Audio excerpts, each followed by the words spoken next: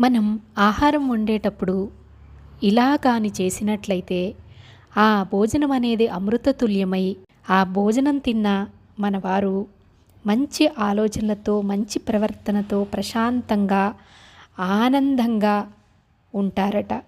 మరి అదేంటో తెలుసా? వంట చేయడం. ముఖ్యంగా భోజనం తయారు చేయాలంటే స్నానం చేసినాకే చేయాలండి.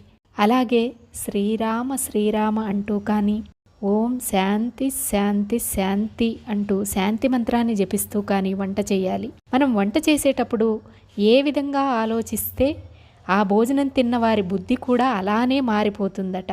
ఈ విషయాన్ని మన ఋషులే చెప్పి ఉన్నారు.